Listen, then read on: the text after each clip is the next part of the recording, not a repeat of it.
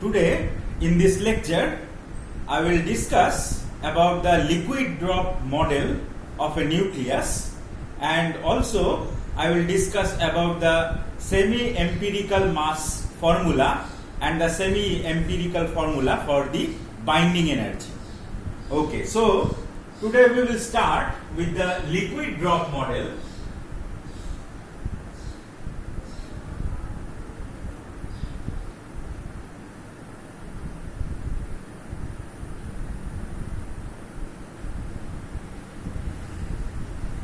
Liquid drop model of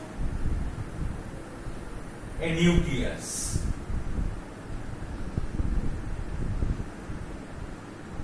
So, in the year 1937,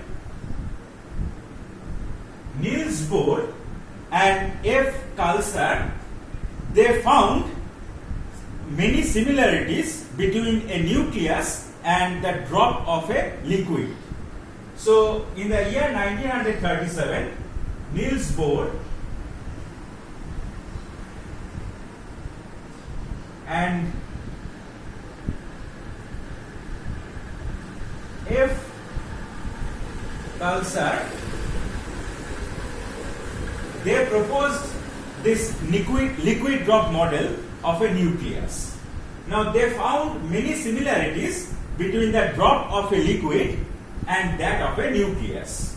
For example, a nucleus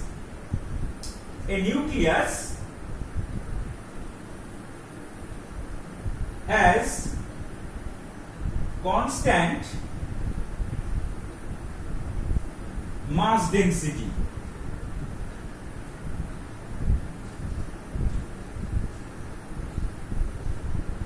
Like a liquid drop.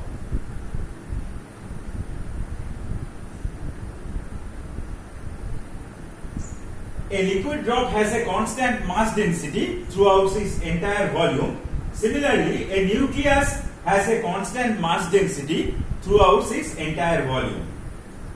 Okay. Then, this is one similarity. Then another similarity is that a liquid drop, due to its surface tension effect, it has a spherical shape. Now, a liquid drop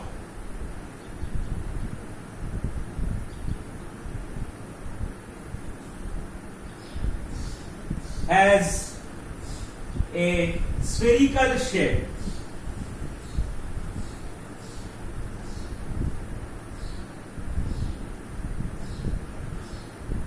Due to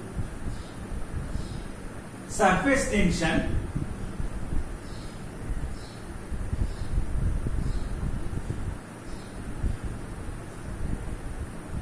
similarly, experiments shows that most of the nuclei, they are also spherical in shape. So, experiment shows that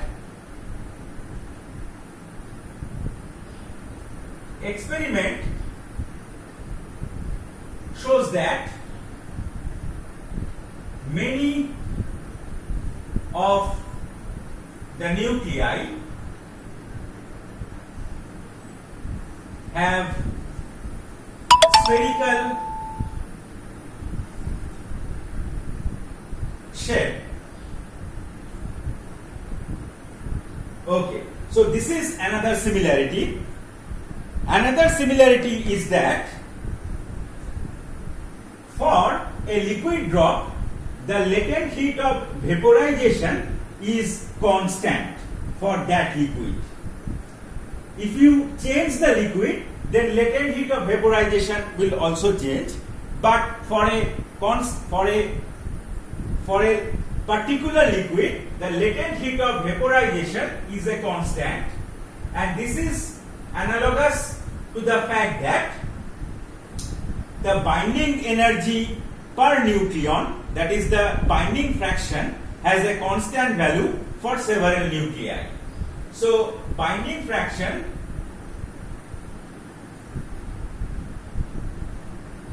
binding fraction. This is the binding energy per nucleon for nuclei with A, that is the mass number, greater than 20 and less than 180. I have discussed this in my earlier lecture.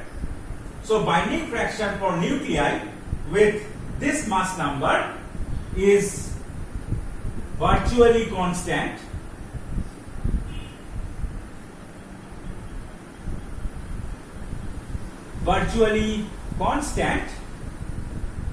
And this is analogous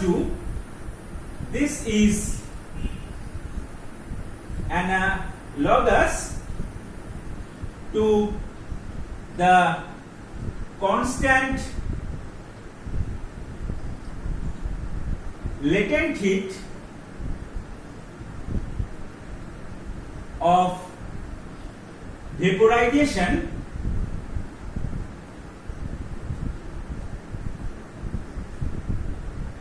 of a liquid drop.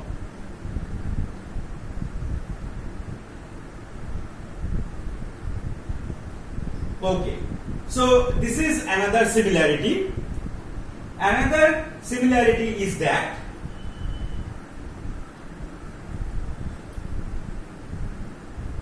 a liquid drop evaporates.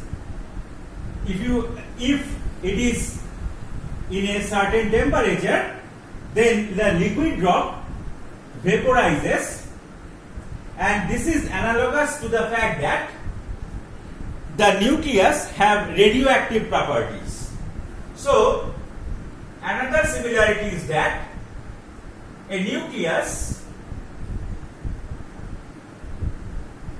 shows radioactive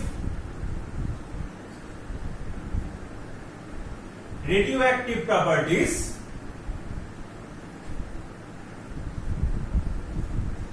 which is analogous to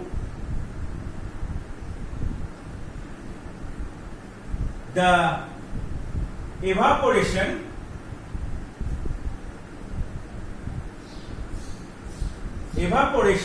of a liquid drop.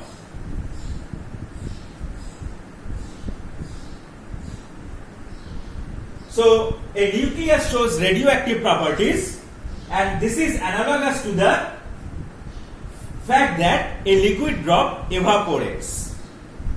Okay. Then another similarity is that inside a nucleus,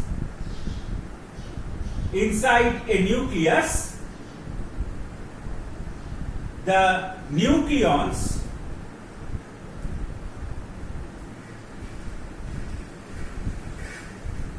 interact with their immediate neighbors,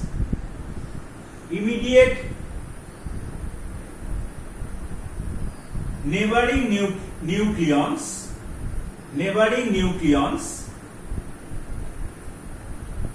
and this is analogous to the fact that inside a liquid drop, a molecule of a liquid drop interacts with its immediate neighboring molecules. So this is analogous to the fact that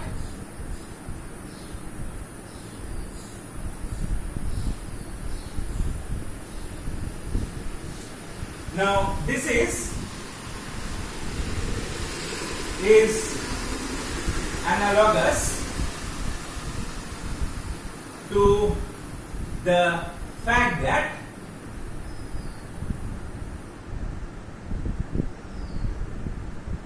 a molecule inside a liquid drop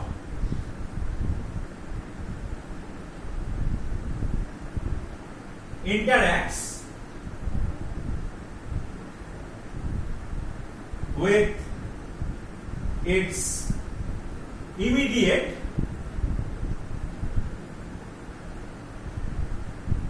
neighboring molecules.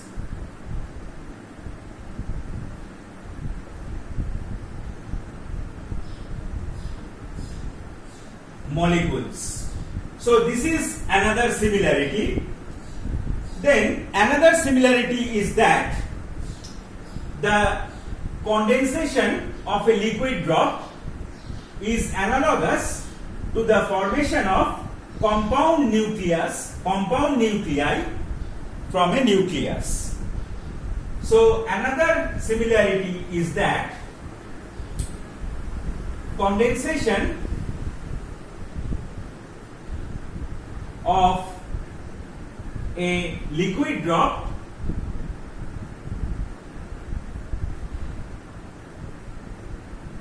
is analogous to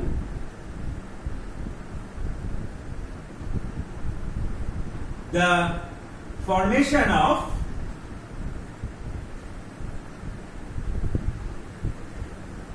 compound nuclei, So this is another similarity between a nucleus and a liquid drop. Now another similarity is that all of you know what do you mean by nuclear fission. That is, when a nucleus is bombarded with a highly moving nucleon, the nucleus splits into two parts, and emission of nucleons also occur. So in nuclear fission,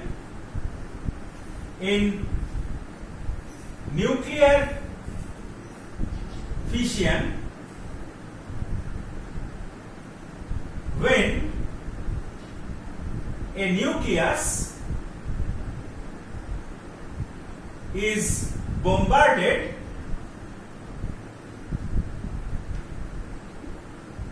with fast moving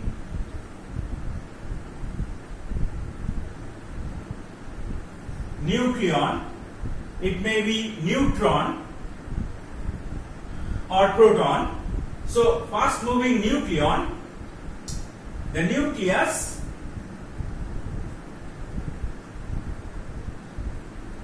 splits with the emission of other nucleons.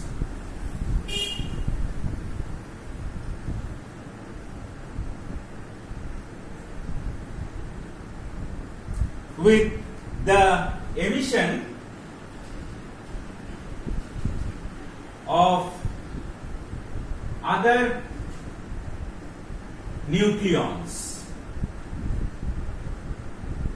Now, similarly, when a liquid drop is subjected to thermal agitation, it breaks down. So, when this is analogous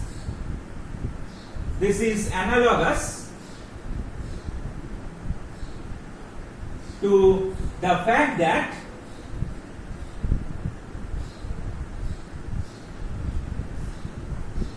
when a liquid drop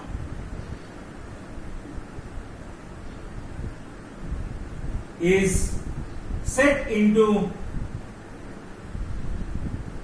vibration, it breaks down.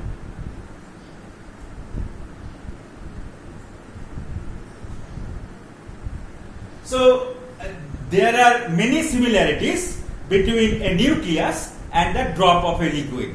So on this basis, Niels Bohr and F. Kalsar, they proposed this liquid drop model of a nucleus. That is, a nucleus is just like the drop of a liquid. Another similarity is that I have also already told that a nucleus is spherical in shape and a liquid drop is also spherical in shape due to its surface tension effect. So these are you can find many similarities of a nucleus and that of a liquid. Now on the basis of this liquid drop, a scientist, Weizsäcker, he proposed the semi-empirical formula for the binding energy of the nucleus. Now we will go to that formula, that is the semi-empirical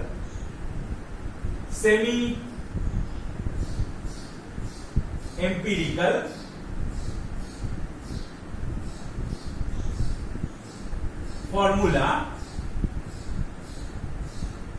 for the binding energy.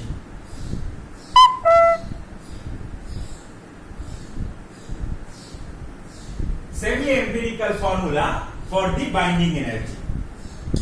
Now, a scientist named C.V. Weizsäcker, W-E-I-Z-S-A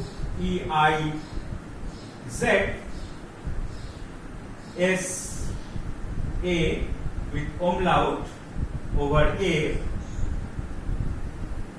C-K-E-R. This scientist, he proposed this semi-empirical formula for the binding energy. Now, what is that formula?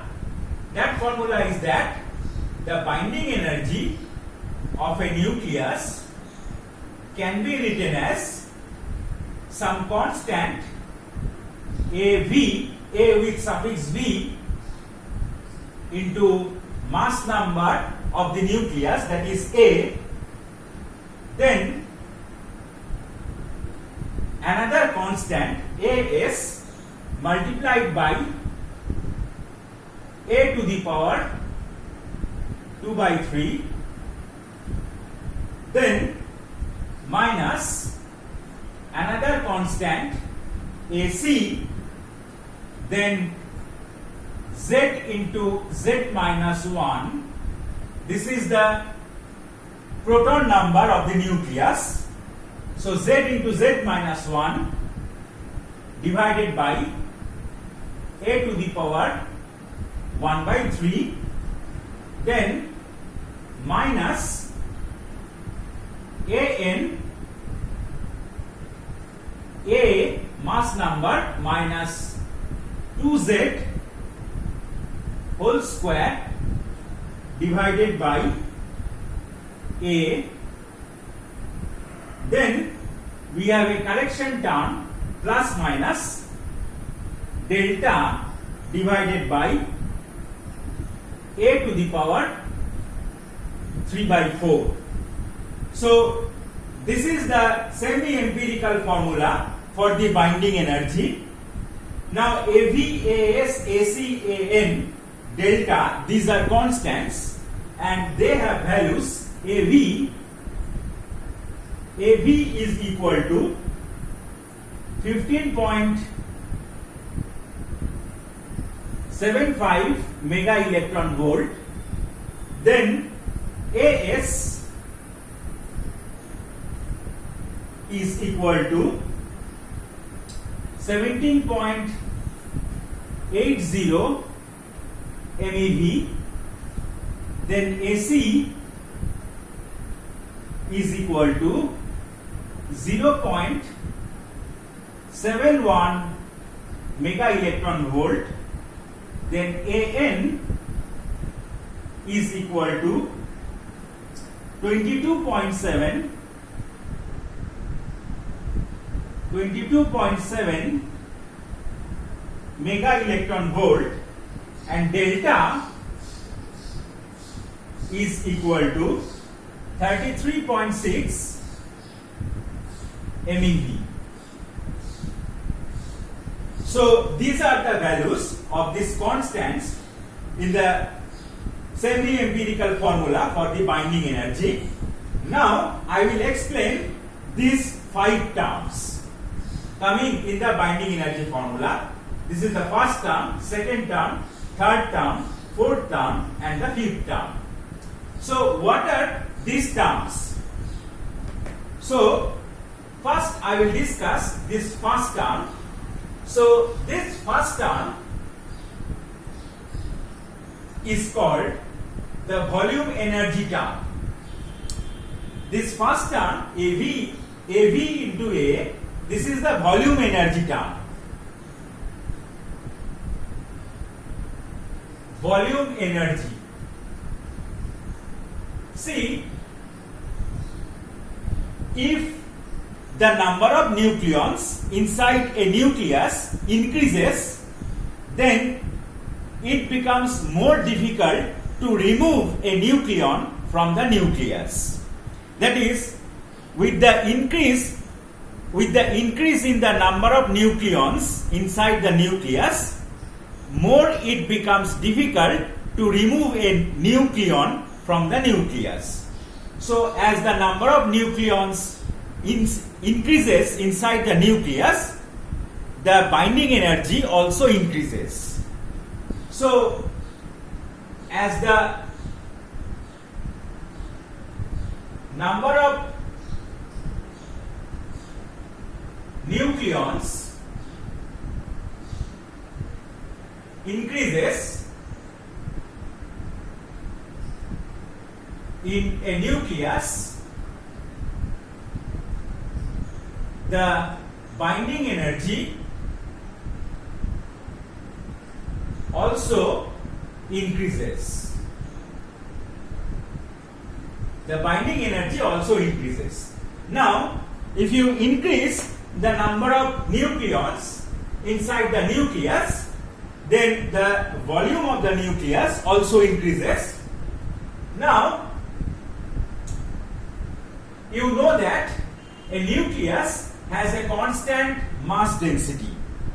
That is, the nuclear mass density is constant.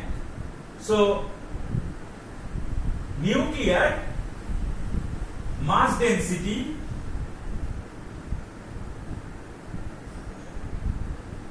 this is equal to nuclear mass divided by nuclear volume